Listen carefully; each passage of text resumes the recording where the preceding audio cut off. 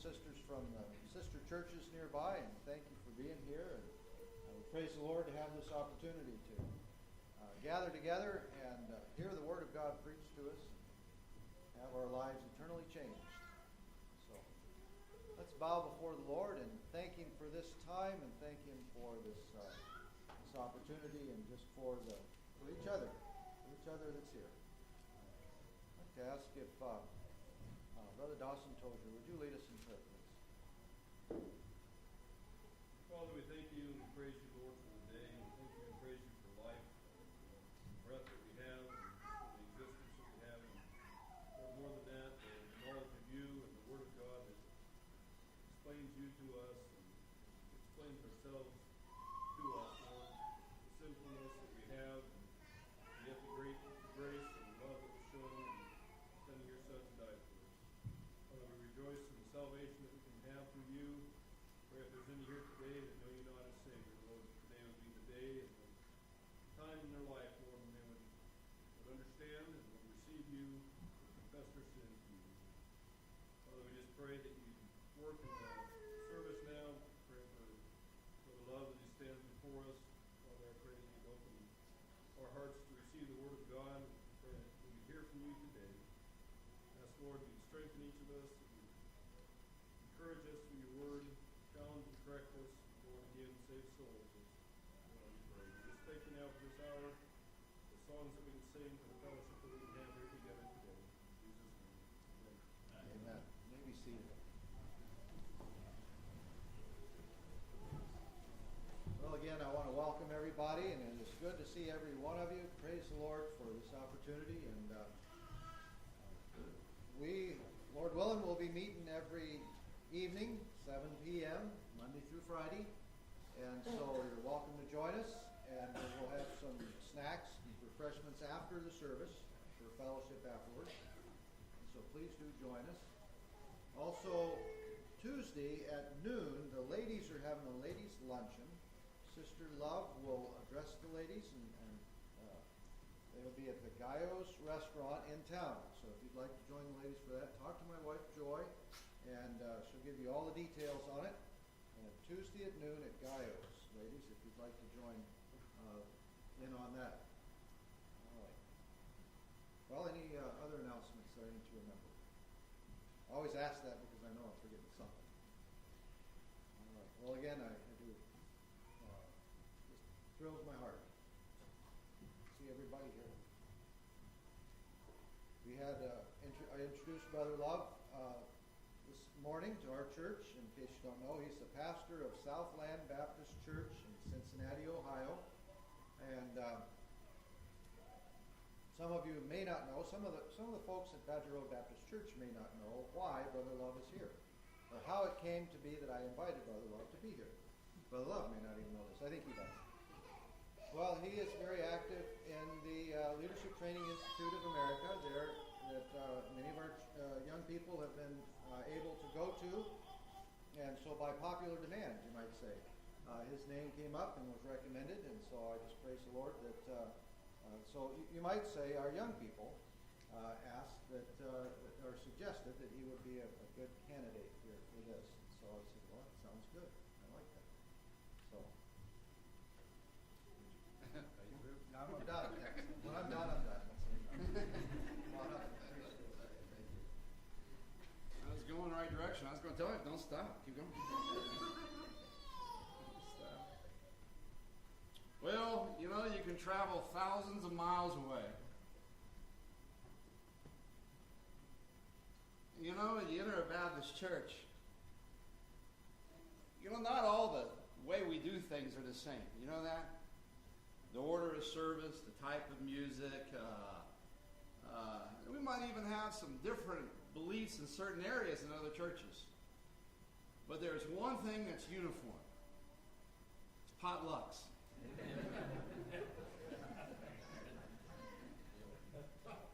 I guess you could say we got our priorities in order, huh? You know, a lot of churches, I don't know if you have a logo, but a lot of churches have a little phrase, a little quick phrase that they say, you know, our church is Our church is the church, you know, or my dad used to have one that says, it makes a difference what you believe. You know, High Point Baptist Church makes a difference what you believe. So I asked the men of our church, I said, what do you think our phrase ought to be? You know, changing the world for Christ, you know, teaching the Bible verse by verse. What do you think our phrase could be? Well, we did a survey of our church, and guess what it was? If we ain't eating, we ain't meeting.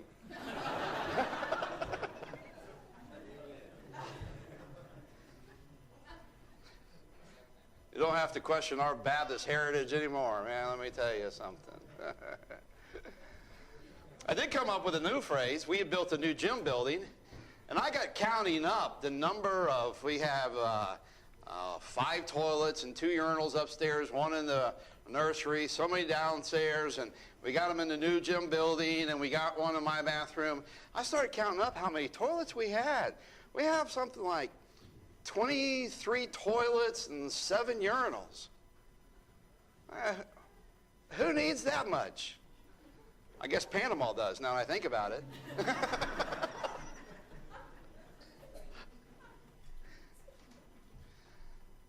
So I suggest that we have a new phrase on our church. Southland Baptist Church, a great place to go.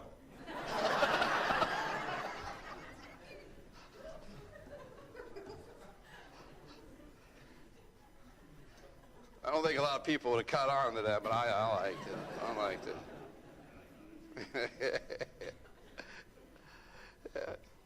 You know what? If you hear someone giggle in the middle of the message, you know what that means? That means they got it. Like, I got it. Well, behold how good and how pleasant it is for brethren to dwell together in unity. And I'm good to see other churches and fellowshipping. Let me tell you something. Never, ever cease to put a premium on fellowship. You know, as time gets harder, as we come closer to the end, I think we're going to need our fellowship more and more every year. And nothing bothers me in a certain way than to hear that churches will no longer fellowship together. And rarely do I find it over solid doctrine. It's usually over preferences or whatever else. So I say to you, good for you for being here. And don't ever quit. Strive to keep the fellowship that you have. It's very, very important.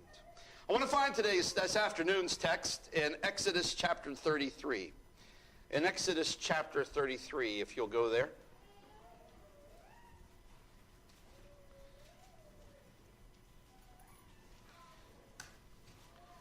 I appreciate the young people requesting that I come here, and I think young people were behind it, because I think the young people in my church was also requesting that I come here.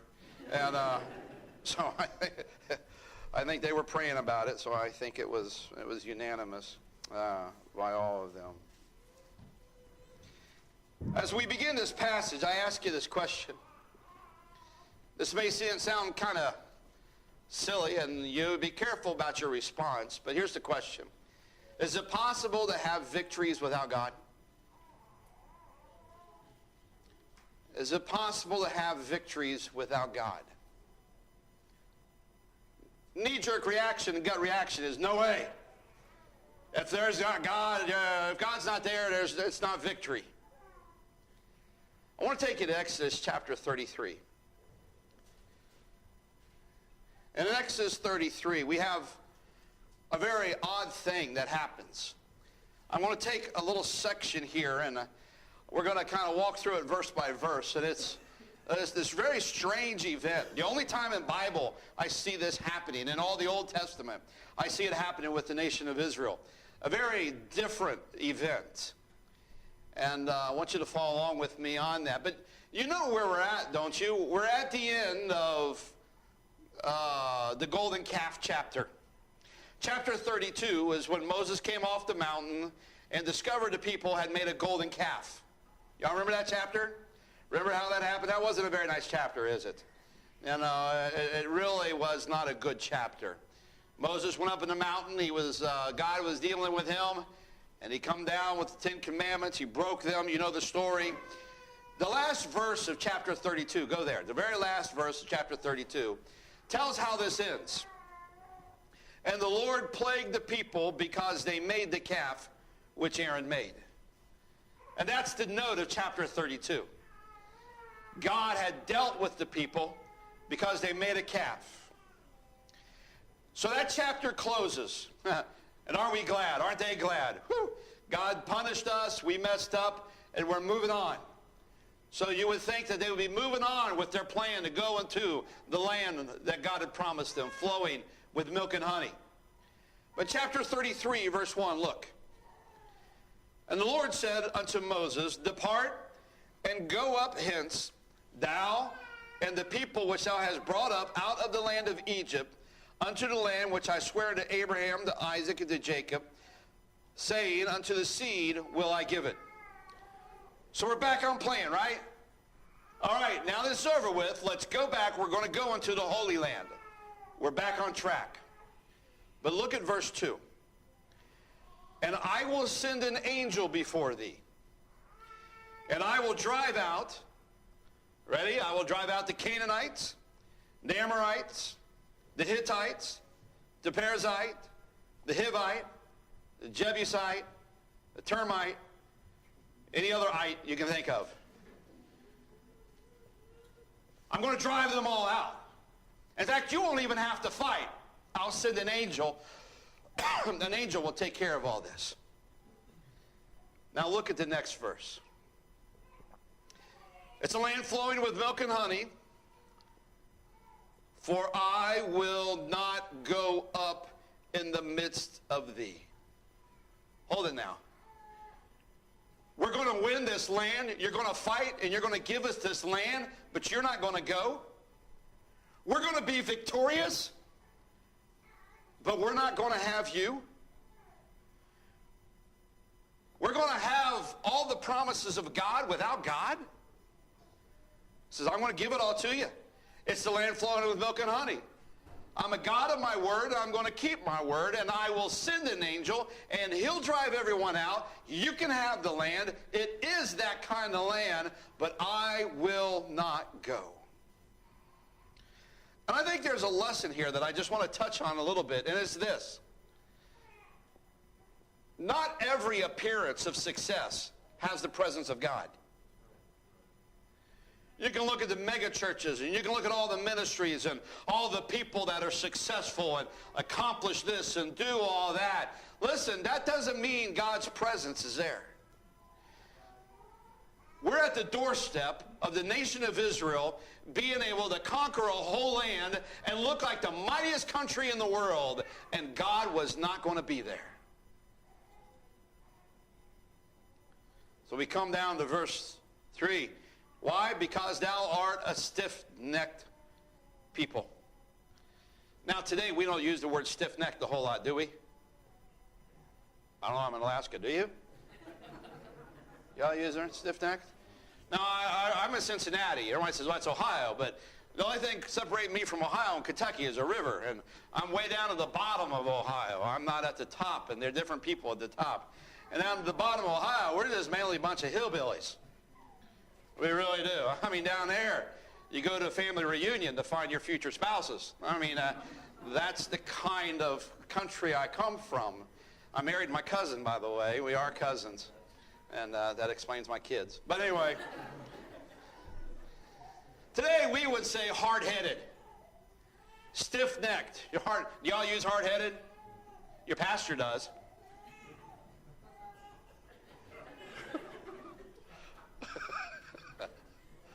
Some of you get that later. Well, when would you use that? And he says, you're stiff-necked, and I'm not going because I will probably do what? What's the last line? I'll consume thee in the way. I'm not going to go. Now, I don't know about you, and I don't know what your overall feelings are about things, but I've got to ask myself sometimes, what's the most important thing in life? You and I will be making decisions, and young people will be making decisions. A lot of young people in here. You've got to ask yourselves, what's the most important things in life? Job opportunities come up. I'm real bothered by people that take jobs without ever bother checking to see if there's a good a good church where they've got a job. Well, I get to make more money. Yeah, but so what? You don't have a good church. And we're going to be pressed with decisions all the time. Do I need this car? Would this hurt? One of the things I teach my church people is the reason why you can't give the missions is you don't plan on giving the missions. If you want to give to the Lord, you've got to prepare. If you're going to live so close to your paycheck, then when God all of a sudden touches your heart to do something and you can't, you're the one that handcuffed God. And so you will be making decisions the rest of your life. Now, the traditional format of Baptist churches, Baptist pastors, I can say this, my dad is a pastor, we were missionaries, I grew up from the day, from the day I was born, I grew up going to Baptist churches before I was born. I mean, my dad is a man of great compassion.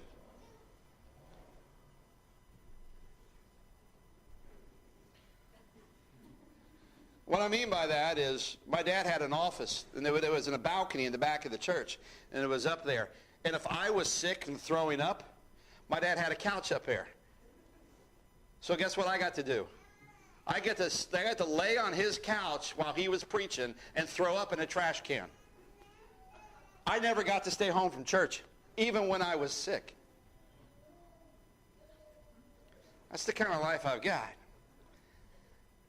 And I can say this with great authority because I've never been anything but an independent Baptist. I've never been anywhere but an independent, fundamental, King James, devil chasing, all that sort of stuff, Baptist churches from before I was born. And I can say this, that the format of most Baptist churches today, and it has been, is to basically say, here's what you're to do. Here's where you're going to go. Here's what you're to wear. Here's what you're not to wear. Here's how you do this. Here's how you do that. And they would format it with a bunch of guidelines and rules, which I am not totally against, but you listen to me. If your heart is not geared to wanting to do what God wants to do in your life, and if you are not focused and have a love for God, eventually you will find yourself rebelling against those rules and not wanting regulations. We have preached the rules without the relationship for too long. I'm not against rules. I believe sometimes I have children, and when my children are little, they're too immature to be able to make up their own mind. As a father, I would say, do this, don't do this. Go here, go there. In bed, out of bed. I don't have a problem with rules. But here's the thing about it. Rules never came before my relationship with my child. Are you following this? And we preach in our churches the idea of you need to do this for God, you need to do that for God, and we have forgot to bring people into asking the simple question, what do you want more than anything in your life? And I don't know about you, but I've been in many positions where I've had to just say time out. I've had great job offers. I've had disaster fees. I've had crossroads in my life where I could have gone here, I could have gone there, I could have gone up, I could have gone down. There were a lot of times in my life I was there and I had to stop and say, time out, go away world, what is most important in my life? Then once you figure that out, now listen to me, it will drive everything else. It will drive everything else in your life.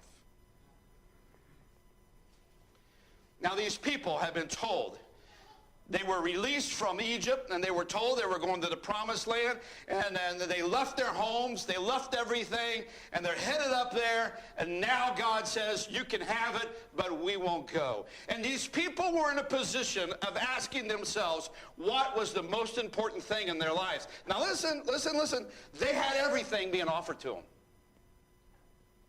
Home, future, land. They left with a ton of gold.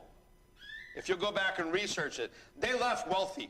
They were going to have a land. These people were having everything being offered to them. And they had to say, well, hold it now. What's most important in my life? What's most important in my life? Now, let's get into it. Look in verse 4. Here's point number 1. And when the people heard these evil tidings, they mourned, and no man did put on his ornaments. What do you mean no man put on his ornaments? You know, this is what the last chapter was about. Everything out of the last chapter comes out of the first couple of verses of the last chapter. Go to verses 1, 2, and 3 of chapter 32.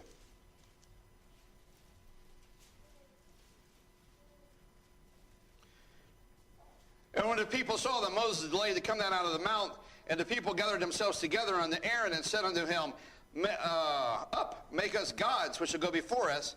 For as this Moses, the man that brought us up out of the land of Egypt, we wot not what has become of him. And Aaron said unto them, what? Let's all have a prayer meeting, right? Okay, everybody, let's all fast and pray, and let's make sure Moses comes out of this mountain. No. What did they turn to? What did they turn to? Look at what they turned to in the next verses. Break off the golden earrings which are in your ears of your wives and of your sons and of your daughters, and bring them to me. And all the people break off the gold earrings which were in their ears, and brought them unto Aaron. And he received them out of their hand, and fashioned it with a graving tool. After he made it a molten calf. And they said, This be thy gods. And the word they use is the word Elohim, O Israel, which brought thee up out of the land of Israel. This is it. So what did they give over? They gave over what was important to them. What was important to them was the gold of this world. Okay, we're in a crisis situation here. We don't know what's going to happen. Well, why don't you bring that which is important to you, and we're going to make it a god. Now, I want you to see the change in attitude by the time you get to chapter 33. Go back to chapter 33. What was important enough to them to make their god out of, this is a great change, all of a sudden is not that important anymore. You mean if I've got to choose between gold or God?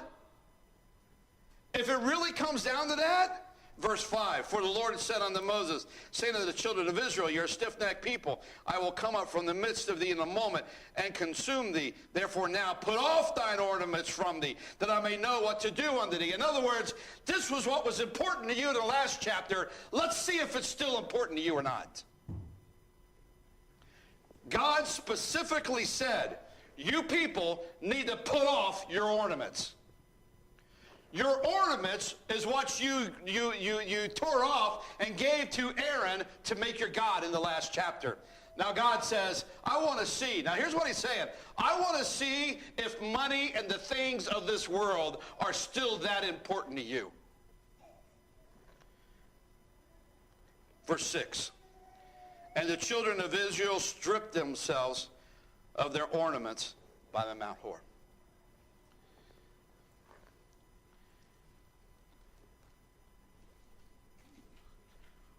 You've got to come to a point in your life. Listen, when you prefer the presence of God over anything this world can give you. I'm talking about your job. I'm talking about your comforts. I mean, you went to Panama. You saw, you've got to come to the point. You want to know what drives your life. Who cares if you have the big house? Who cares if you walk around high and tall? Who cares if you have all the land flowing with milk and honey? What is all that without the presence of God? You have to come to the point in your life where you say, I prefer God in my life more than anything else. Nothing's worth it if I don't have God. Your preference above everything in this world has to be the presence of God. Notice this next verse. This is an odd verse. It's the only time in the Old Testament I can find this happening. It's all compacted into this one verse. Moses done something that I don't read anywhere else. In verse 7, Moses took the tabernacle and he pitched it without the camp. Now that's not where the tabernacle was supposed to be. If you do your studies, you know your Old Testament, the tabernacle was set literally in the middle of the camp. And every tribe camped around the tabernacle directed themselves so that when they came out of their tent door in the morning, the first thing they saw was the tabernacle and the presence, the Shekinah glory of God. The cloud or the pillar by fire, and that's the first thing they saw when they came out. And they were to camp that way. The tabernacle was literally in the middle of the camp. Every day, everywhere they went, the presence of God was right in the middle. But Moses did what? What does it say? He picked up the tabernacle, which is a pretty big deal. You just don't tear down a little pup tent. I mean, you got people in charge of this, and they're allowed to touch this, they have to cover this, and you got these little sticks, you got these rings, and you got to put everything in its place, and you're not allowed to look at anything, you're not allowed to touch anything, and you got to move, and they put all together, and they took it without the camp. But how far outside the camp? Look at the verse. How far outside the camp? It says what? Afar off. Afar off. You mean he just took it outside the camp? No, he took it like way outside the camp. I can't see it anymore. And they come out the morning. Now get this. They come out of their tent in the morning, and they're looking for the pillar of fire, or they're looking for the cloud and the Shekinah glory of God and the presence of God. Now listen, if it was there, it meant the presence of God was with them. It meant God was there. You imagine coming out of your tent that morning and realizing, where'd God go? What happened to God? Who moved God? Where did God go? And then you got to realize, oh no, God's not here. Well, we're nothing without God.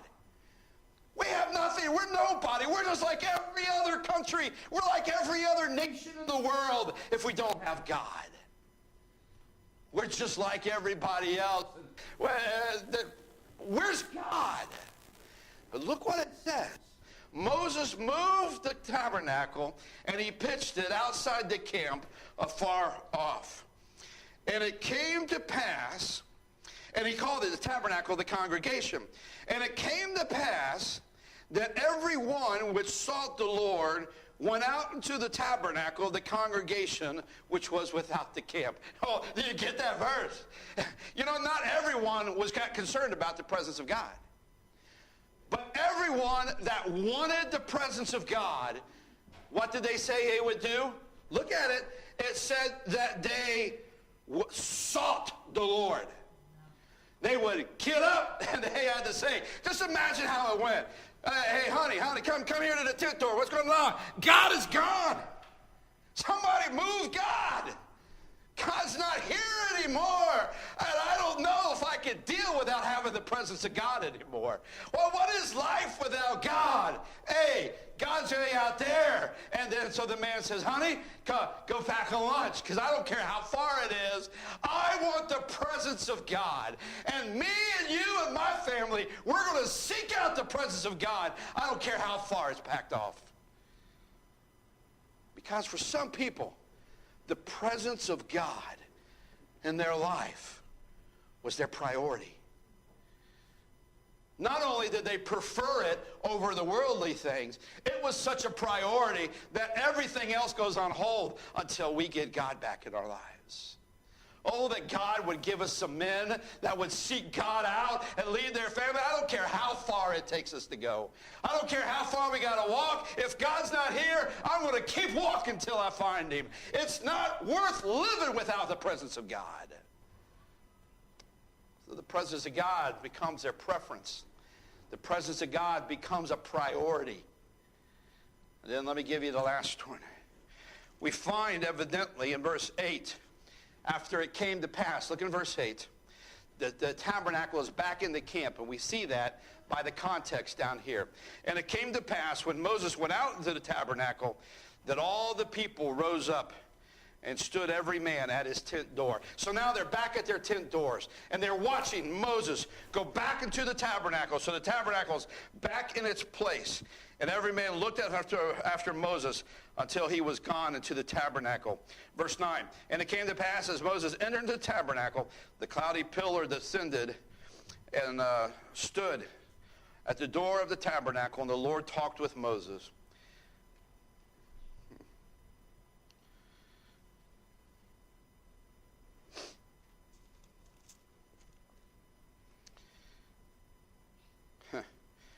And all the people saw verse 10, saw the cloudy pillar stand at the tabernacle door, and all the people rose up. And look what it says. And they did what?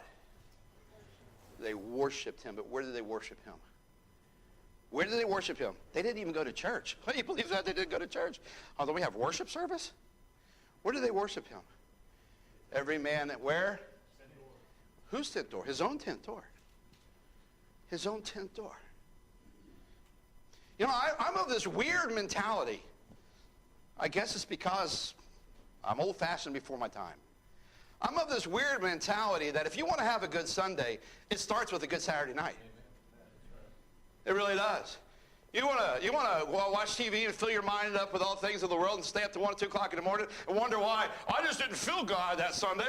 It's a real priority. You know what bothers me is when I know people will get their kids in bed and go to bed themselves for their work more than they will for the house of God.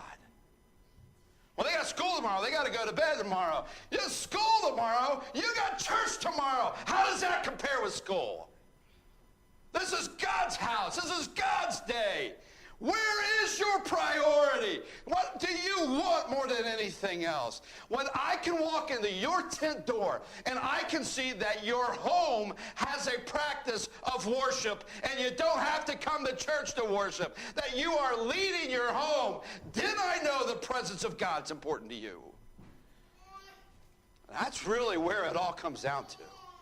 When my home is formatted so that we can come in, and anytime you come in and you hear good music on the radio, you see wholesome things, you see a family working together, loving together, and you desire the presence of God. You take your hands, the mother and the father, they kneel by their bed, they pray for their children, they pray over their children. Their children hear them call out for God. They hear the things of God. When God is worshipped in the tent door, then I know you're serious about the presence of God in your life.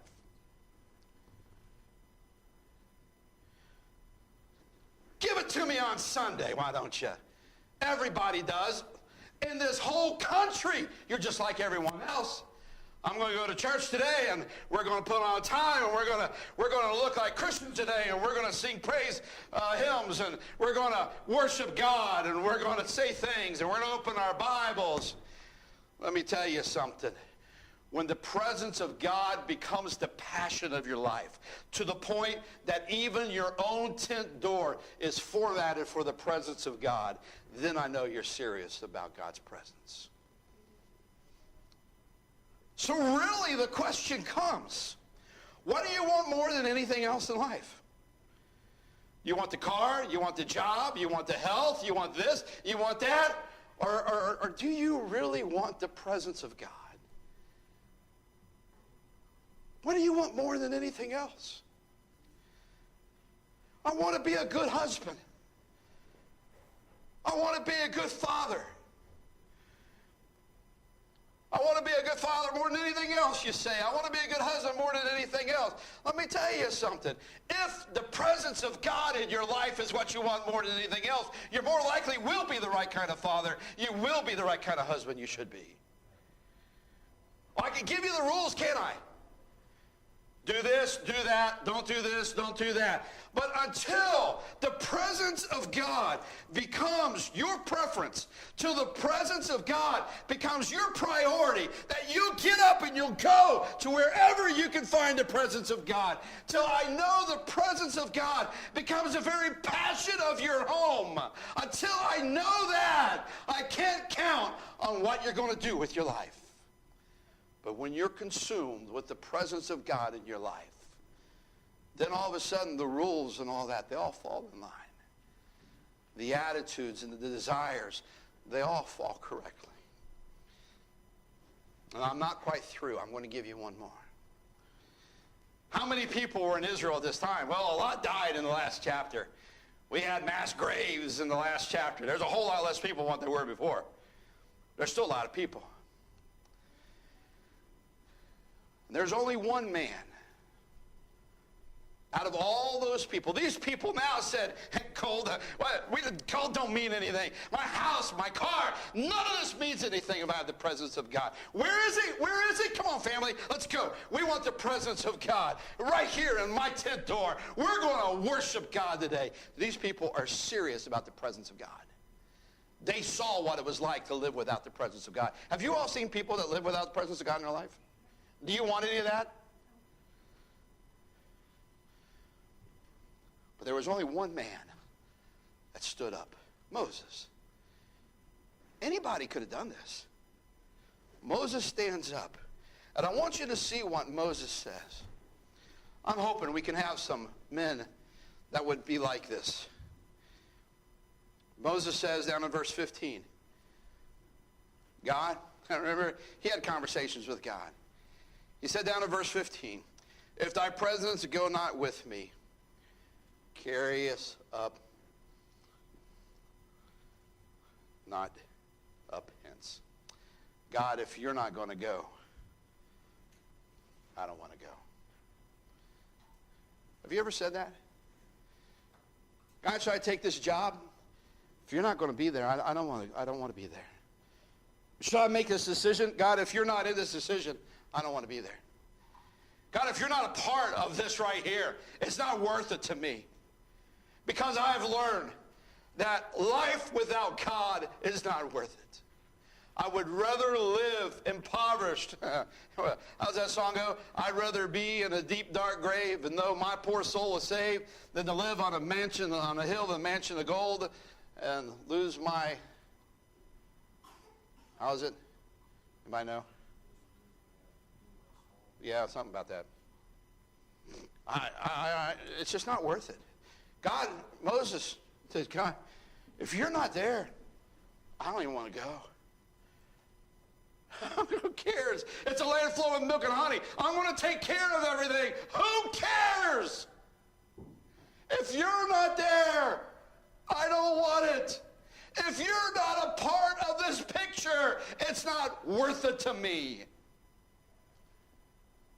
So God says, look at verse 14, my presence shall go with thee, and I will give thee rest. But there's one person that just couldn't stop there. Moses then asked God, look down in verse 18. I beseech thee, show me thy glory. Now let me just put that in very simple words. I beseech thee. The word beseech is very akin to begging. Do we have any parents in here who've had kids that when they want something, they have the ability to ask you over and over and over and over again, and they get on your last nerve until finally you say, here, shut up. Y'all? Oh, it happens in lower 48 evidently. Kids up here are different. No, you ever have that? That's what is behind the word beseeched. Moses literally begged, but just continually begged, God, I'm begging you. I'm begging you. Hey, Moses, I already told you I'm going. Oh, I don't want to go if you're not going. I'm going, Moses. But that's not enough for me. Listen to me. It's not enough for Moses to just see the presence of God, just to have God's presence. You know what? Out of all the nation of Israel, there was only one man that looked God in the face and said, I want